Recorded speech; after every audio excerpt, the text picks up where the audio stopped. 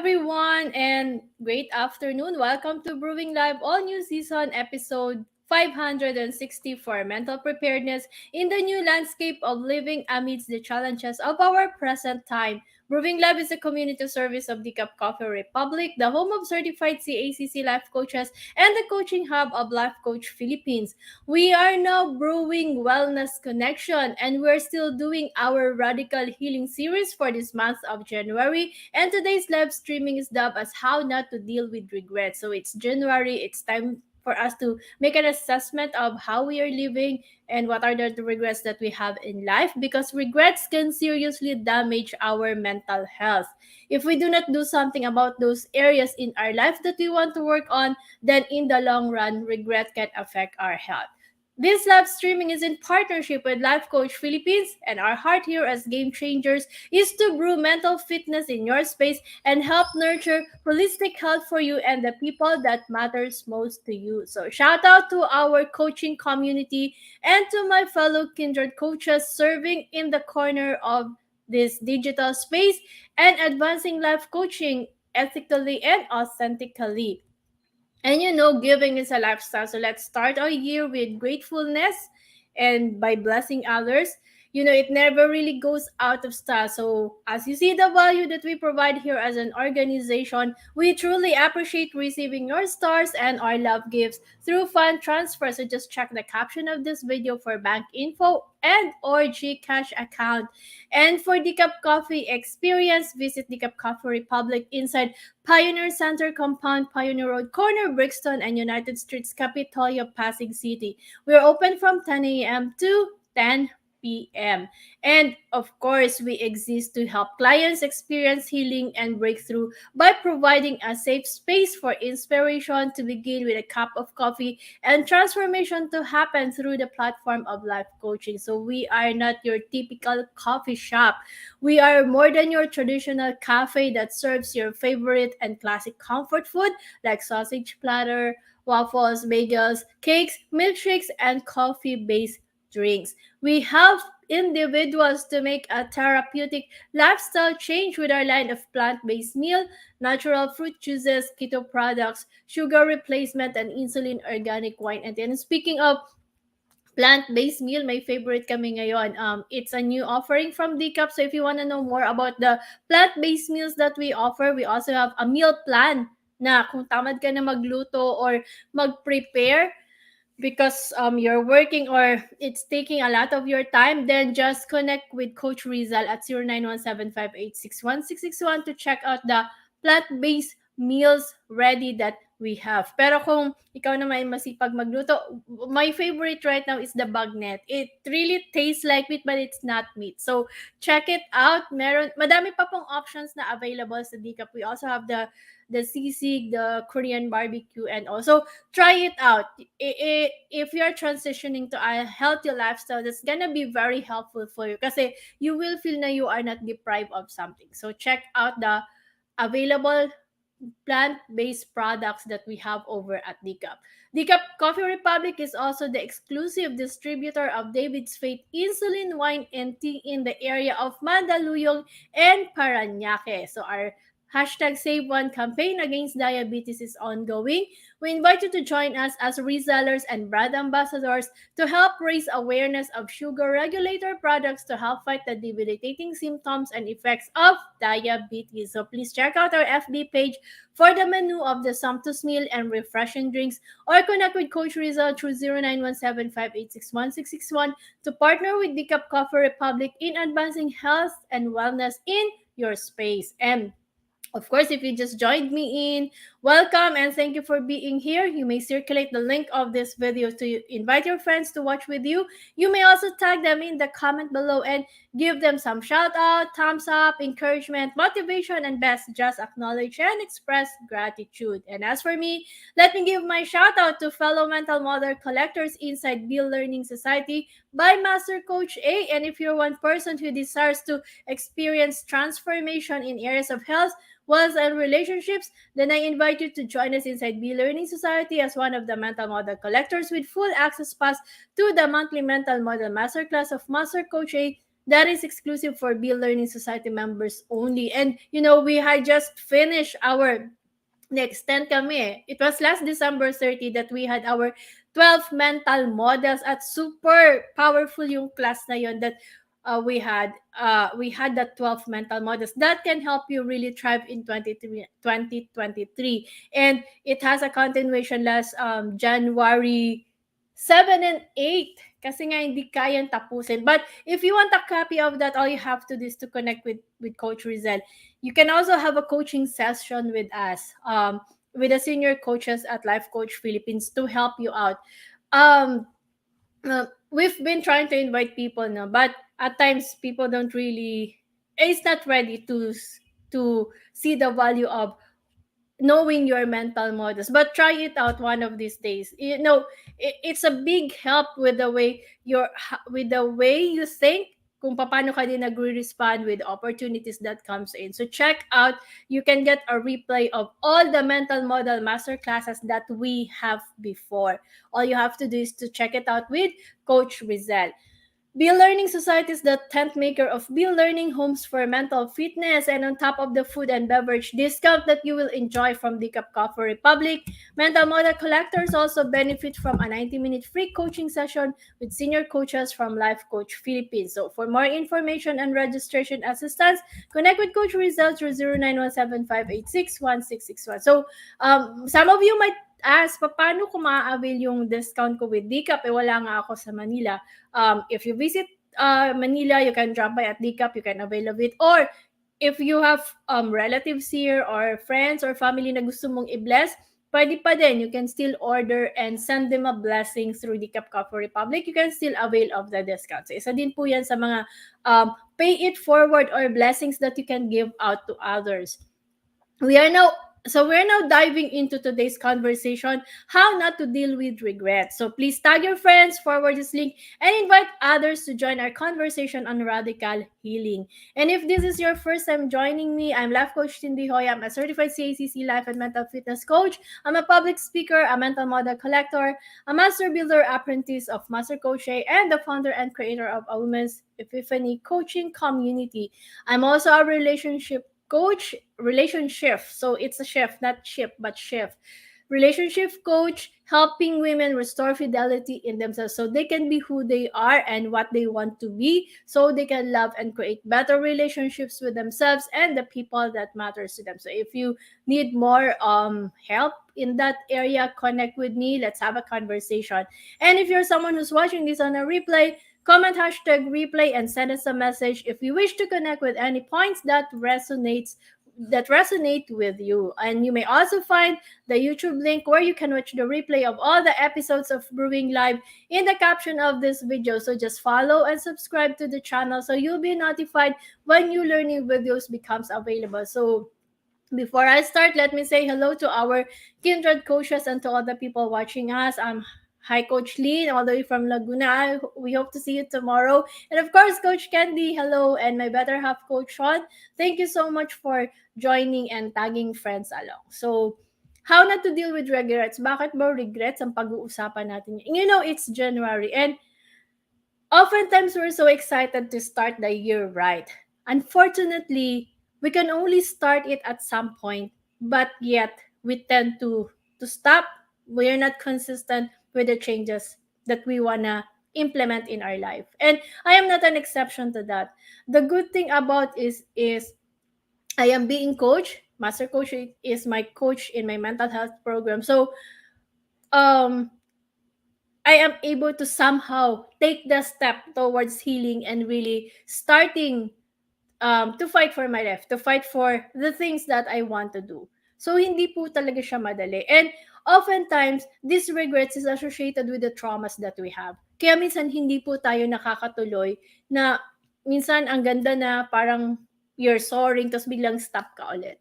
And this happens to a lot of people. Hello, Coach Ayan. Thank you so much for joining. So, mahirap siya.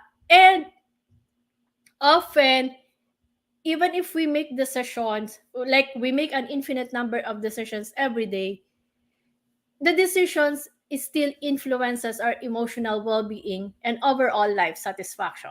So when the decision is a positive one, is a positive one, of course we feel empowered and good about ourselves. But when we are faced with a not so good decision, it causes us frustration and stress. So there will be moments in life that we will really have those regrets, and at times we are not able to work around the regret that we're feeling. We are complex creatures making complex decisions. And when we make decisions, it could either be good or give us a bad feeling that could end us in regret. So technically, regret is a part of life. Pero sabi nga, I remember Master Coach is saying, even if there are, even if you categorize this as a good emotion, God did not create anything bad. So um, if you have regret, it's also like a check and balance in how we are moving on with our life. Kasi when you have regrets, syempre, it's one way na, teka lang, ayoko tong mangyari. Like the regret minimization mental model that we have, di ba? I know yung ayokong mangyari para hindi ko makuha yung ayokong buhay. But oftentimes, we don't think that way. Often, when we regret, at times nababox tayo dun sa regret. That we are unable to move forward, we are crippled with making the right decisions, and often we keep on cycling or being in a loop with the pain that we feel because we have a lot of regrets. Naalala ko ang tanong sa akin ni Master, gusto mo ba talaga na forever ganyan yung buhay mo? 'Di ba? And it's something na at this time na January pa lang, teka lang, mag-isip nga tayo, tingnan natin, ano ba yung mga regrets ko na yes, it's regrets. I acknowledge, kaya nga ko, let's acknowledge the regrets that we have right now, make an assessment of how we want to move forward. Because, regret is a part of life. Hindi naman po talaga. Meron talaga minsan na magde-decide tayo na kahit na pagplanuhan natin yan, at times the result is not good. Sometimes the result is mali. Wala na talaga tayong magagawa doon. Pero hindi ibig sabihin na wala kang magagawa doon sa decision na mali. Hindi mo maitatama yung further or yung future decisions mo. So ano nga ba si regret? Regret is a negative, cognitive, or emotional state that involves self-blame for an unfavorable outcome. Hindi mo gusto yung naging result. We can be riddled with intense feelings of loss or sorrow over the what-ifs. Naiwan tayo sa what-if. Parang naalala ko yung topic kagabi, bakit ka nga ba single pa din? Or bakit you choose to be single? What if? What if hindi ka na single? Pero hindi eh. Na-realize natin kagabi, minsan it's out of the traumas that we have. So same thing in life. Madami tayong decisions na at times we thought it's the best, but oftentimes it's a result of the traumas that we have, the pains that we have, kaya hindi tayo nakakaalis doon. At minsan namamali yung mga decisions. So, if at times you spend hours wishing we could undo a previous decision, paano kung nagawa mo na talaga? Regret can be a tricky one to untangle, and this is often accompanied by our unpopular friend, hindsight. So, kung may regret, may hindsight. Hindsight is knew it all along. Parang, alam mo na eh. 'Di ba sabi nga, alam mo naman talaga yung gusto mo sa buhay, ayaw mo lang gawin. The knew it all along phenomenon can make us feel pretty negative about our decision making skills by tricking us to believe that the outcome of our decisions were more predictable than they actually were. So it is common for us to see potential outcomes more clearly after the fact simply because we have more information than we did before the choice. So magkasama to si regret and hindsight eh. When ang una kasing nangyayari is si hindsight, teka lang, I have to make a decision, I could feel it na ito yon. Pero at times, mali kasi minsan yung hindsight, depending ako ano yung foundation nun eh. So, regret is more than just a feeling. It is a tangible reaction to events or past choices that can increase stress and negatively affect our physical health.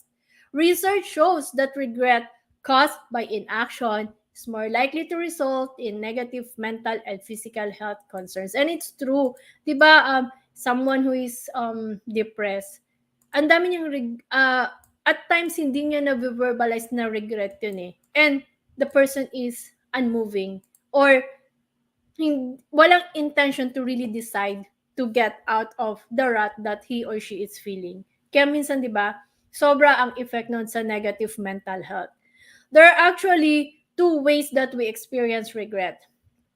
Yung isa, sabi ng mga researchers, it refers to the action path and the other is the inaction path. So, may pag tiningnan mo in a positive way si regret, it can cause us to take action. Pero kung you will allow regret to control your life, it's gonna lead you to the inaction path. That is, we can regret the things that we did or we can regret the things that we did not do. Alin ba yung mas gusto mo? Regret the things that we did, but it's at least you did it, or regret the things that we did not do and forever think of the what ifs that could have been. Research suggests that action-related regrets, although painful, can spur people to learn from their mistakes and move on. So may positive effect na ginagawa sa atin yung natetest din dito yung anti-fragility natin eh. It allows us to be strengthened. But regret related to the inaction path, the things undone, the opportunities lost is harder to fix. This kind of regret is more likely to lead to feelings of depression, anxiety, a sense of stuckness, and a feeling of longing over not knowing what could have been. Mas mahirap ata yun na in limbo ka, di ba? Yung parang, what if? Ito yung naging choice ko. What if? Lahat ka na sa what if. What if kaya ginawa mo siya para kung may mali man, edi may gawin ka, may mag-strategize. Minsan kasi mali lang yung strategy, pero tama naman talaga yung path mo. Kaya nga it helps really to talk with someone who can help unstuck you from the decisions that you're making. So, one of the best mental models that can really help us make the right decision and prevent regret is the regret minimization mental model. Yung love na love ko tong mental model na to eh. Kasi this mental models enables you to make a decision by projecting yourself in the future, let's say at an old age, and visualize whether the regrets of missing an opportunity would hunt you down versus having taken the opportunity and failed.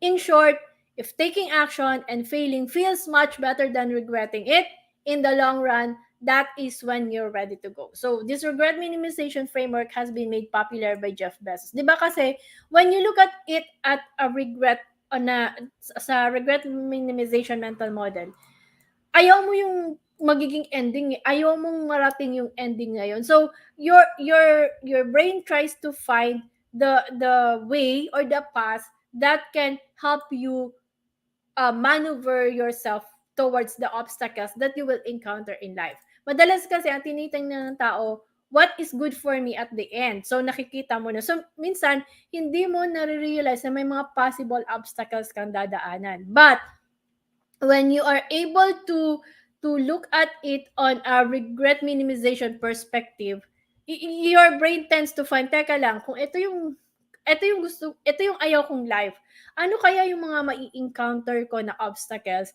or hindrances that would prevent me from having that life that I don't want. So, mas nagiging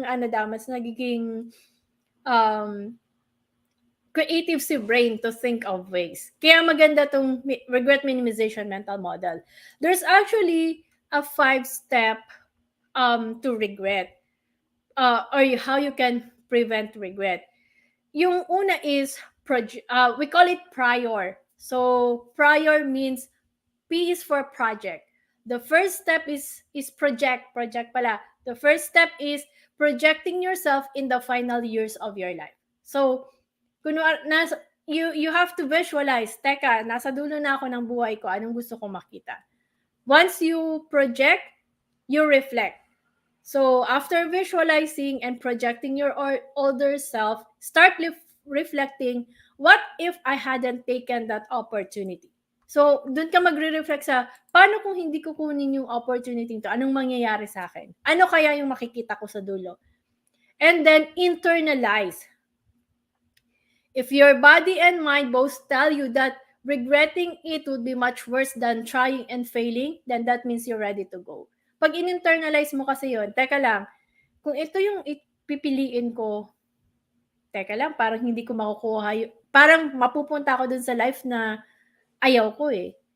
So you tend to see ways, you tend to see new perspective about the decision that you're making.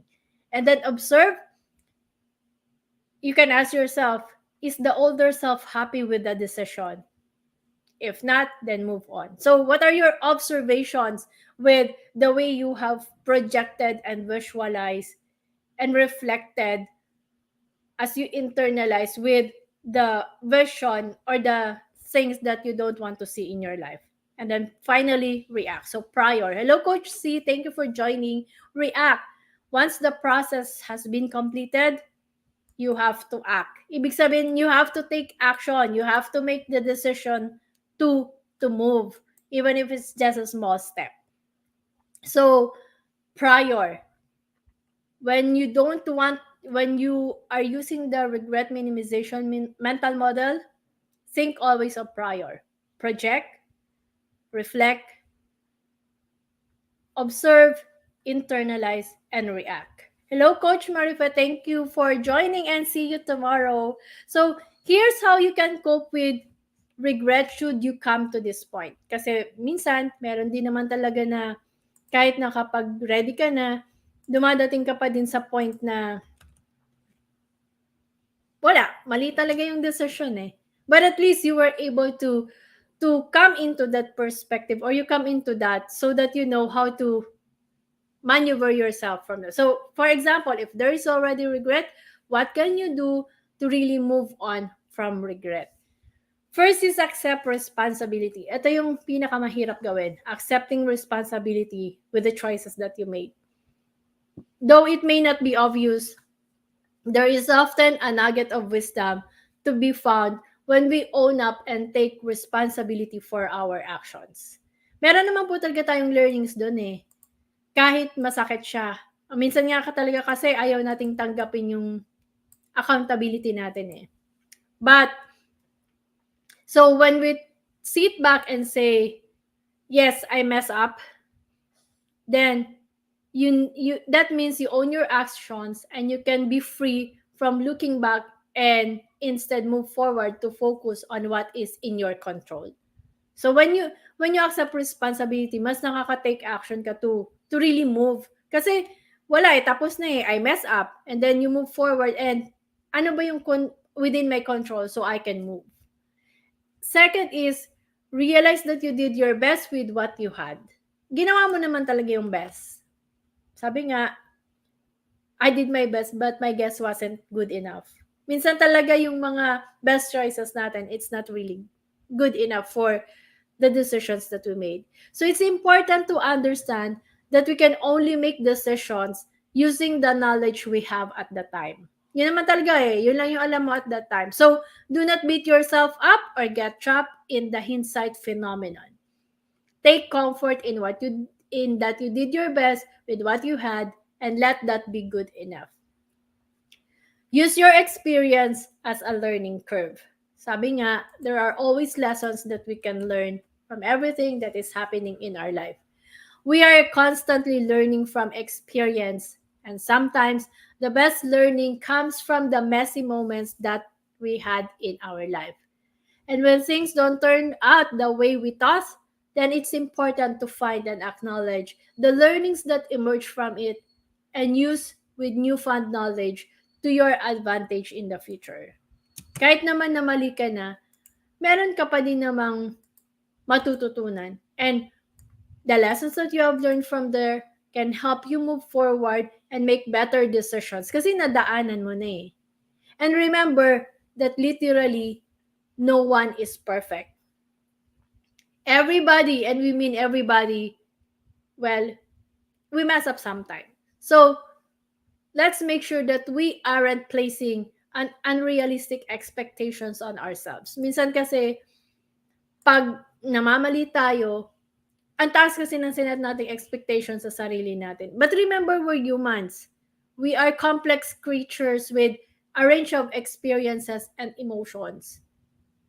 So, it's still better to proceed with caution when instead of comparing yourself to those na feeling mo, ay parang ang ganda ng life niya and all eh. We have different stories, we have different strategies that can help us in life, and not everything is applicable to everyone.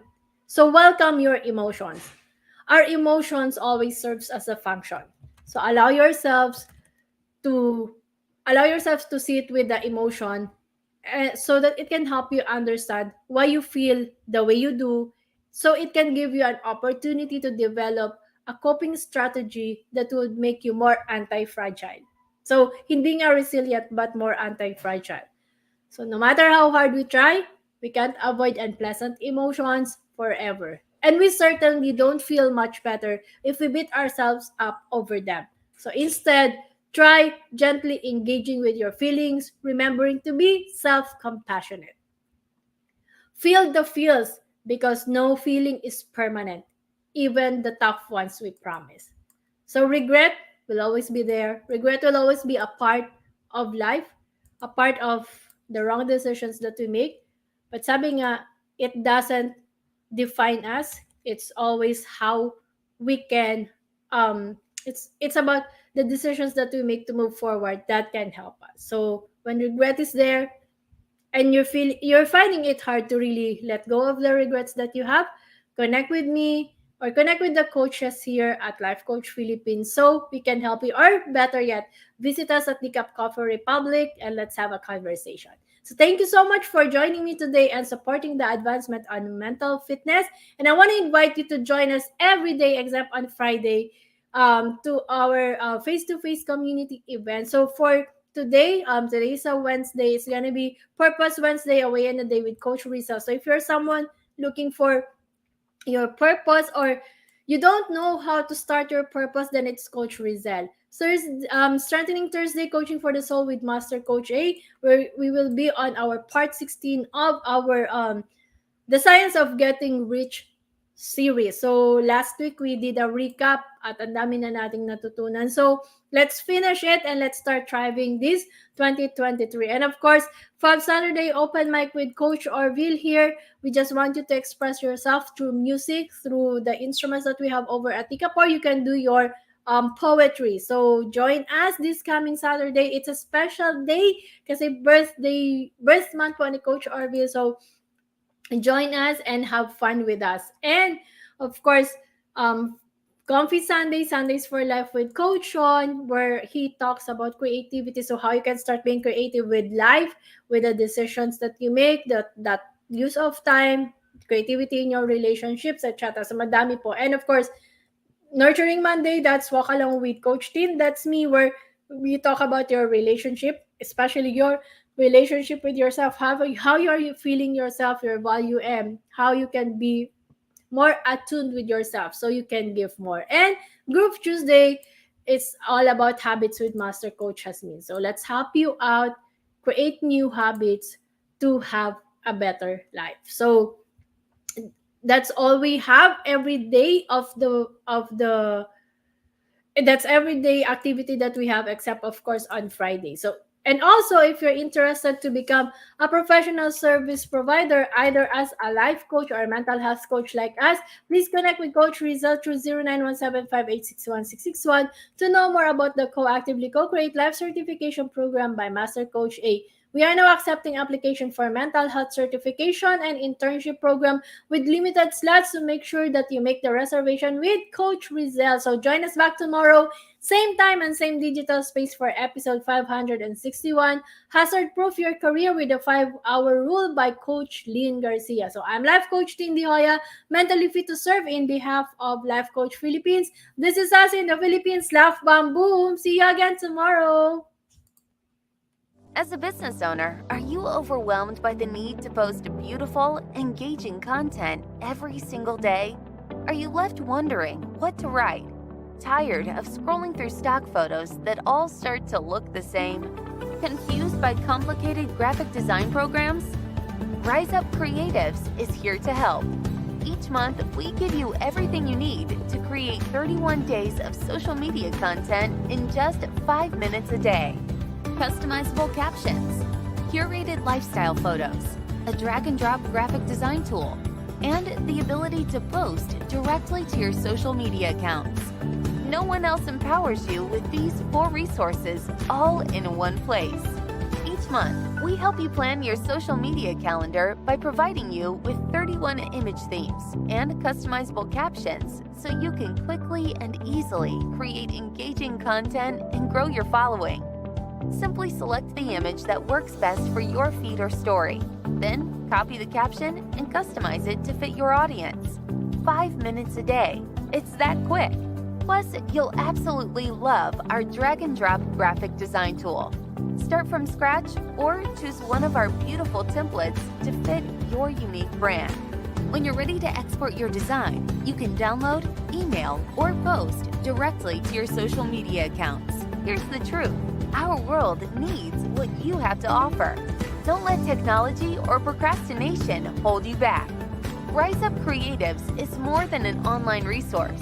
We're a community helping you overcome your biggest barriers to reach your greatest goals. We're here to help you rise up and be creative.